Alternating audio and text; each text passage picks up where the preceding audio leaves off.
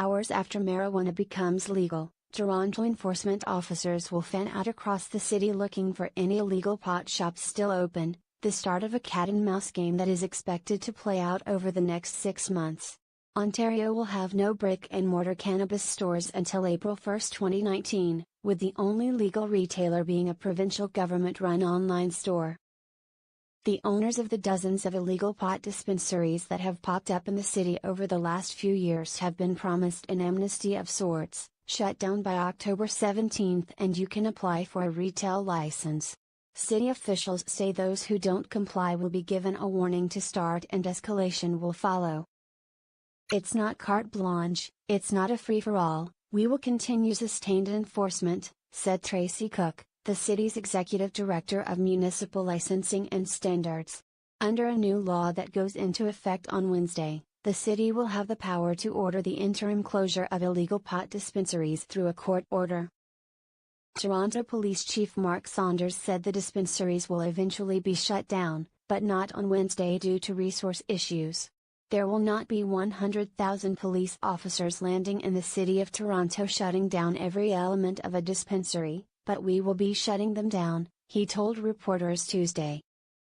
There were about 85 illegal pot dispensaries in Toronto 3 years ago, but that number dropped to about 30 following a police crackdown in May 2016, said Cook. In the last 2 months it shot back up to 80 locations again, which I think is absolutely foolish given they're jeopardizing their lawful opportunities, she said. But I can't speak for the smarts of anyone breaking the law. At least 3 Toronto dispensaries have told the Canadian press they will continue to operate after legalization, arguing the lack of physical stores until April means there will be a gold rush for those willing to break the law. More than 20 dispensaries hung up when asked about their plans. From October 17 to April is where the money's at, said the co-owner of a dispensary that will stay open on Wednesday and did not want his name used for fear of criminal prosecution. After that, they'll be open on every corner, so now's the time to make money. The co-owner, whose pot shop is located in the city's downtown, said he plans to stay one step ahead of the city and police by complying with warnings and moving to a new location with new owners and new landlords. The real owners aren't on any paper, he said. We are not worried about it. The black market will exist and will be strong. Both the city and police said they know about such tactics and have various investigative techniques to deal with it. Jamie McConnell also wants in on the illicit gold rush, but he's still facing 15 drug trafficking related charges stemming from 2 police raids of his pot shop, Sea of Green, in August.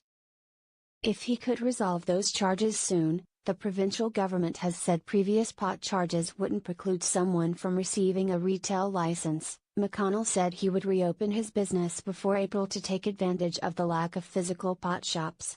It's also going to be hella lucrative if everybody else is closing, he said. Justin Loizos is going the safe route. He said he'll close his shop, called Just Compassion, and apply for a license. He started using pot several years ago in last-ditch effort to deal with multiple sclerosis. Now he operates his shop for a group of members who have government-issued medicinal marijuana permits. His plan is to use his shop as a vapor lounge for members until April, which he said will put a strain on his finances. It's unfortunate, but I might have to seek capital, Loizos said. But he has dreams of one day running his own microgrow where he grows his own marijuana and sells it on site, like the craft breweries that have become popular around the country. Running a business is hard, retail is challenging. There are so many unknowns, and if you do get in, there are so many big players to compete with, he said. It will be hard, but it's exciting, it really is. It's like the gold rush.